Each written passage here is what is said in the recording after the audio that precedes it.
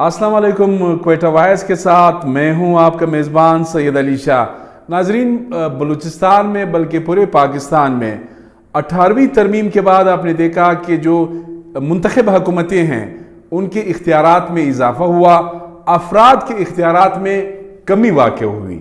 اب میں اسپیسیفک بلوچستان کی بات کروں گا۔ بلوچستان میں بھی یہ مسئلہ ہے۔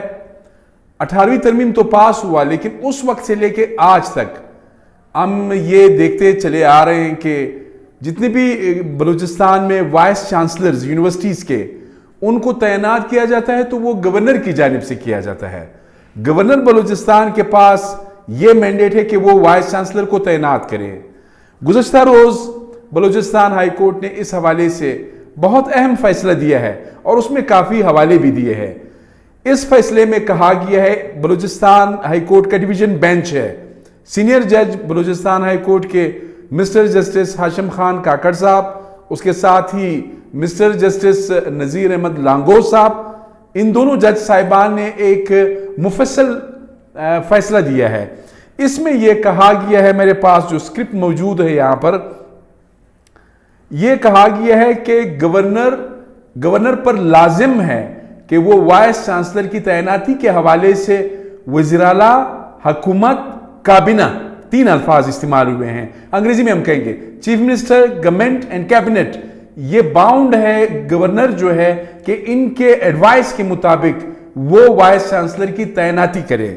اور ساتھ ہی یہ بھی کہا گیا ہے کہ جب پنجاب میں سردار لطیف خان کوسو ایڈوکیٹ تھے، ان کا تعلق پاکستان پیپلز پارٹی سے تھا، بہاؤالدین زکریا یونیورسٹی 2012 میں وہاں پر انہوں نے وائس چانسلر تعینات کیا۔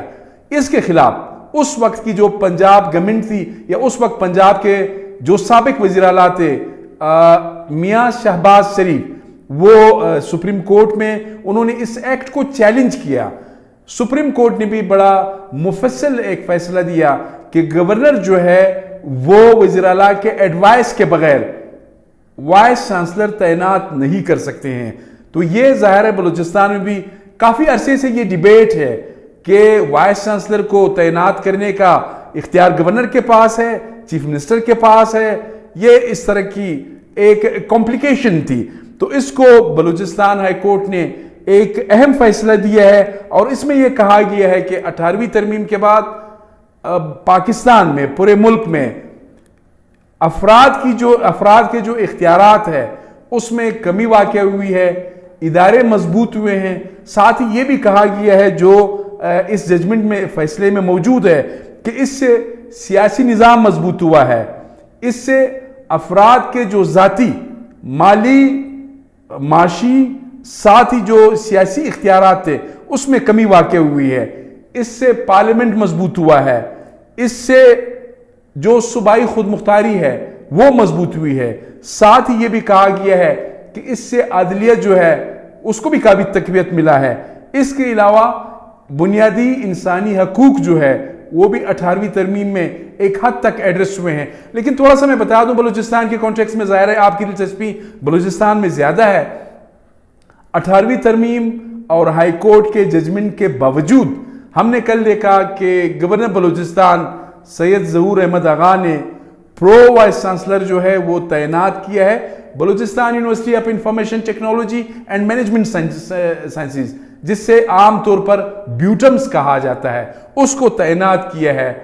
ابھی تک گورنمنٹ آف بلوچستان نے اس پہ کوئی ری ایکشن جو ہے وہ شو نہیں کیا ہے، لیکن آئینی طور پر اس فیصلے کے بعد، بلوچستان ہائی کورٹ کے اس مفصل فیصلے کے بعد، گورنر بلوچستان باؤنڈ ہے کہ وہ کیبنٹ، گورنمنٹ اور چیف منسٹر ان کے ایڈوائس پر وائس چانسلر ہو، پرو وائس چانسلر ہو، اس کو تعینات کرے۔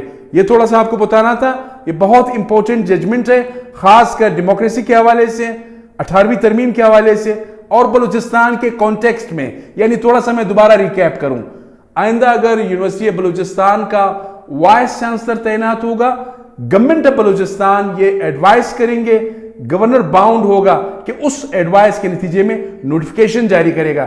اسی طرح سردار بہادر خان وومن یونیورسٹی ہے، لسبیلا سائنس اینڈ مریز یونیورسٹی ہے، خوزدار انجینئرنگ یونیورسٹی ہے، اس کے علاوہ بیوٹمز ہے یا جتنی بھی یونیورسٹیز بلوچستان میں موجود ہے، اس حوالے سے بلوچستان کی جو منتخب حکومت ہے اس کے اختیارات زیادہ ہو گئے۔ اپنے میزبان سید علی شاہ کو اجازت دیجیے، اللہ حافظ۔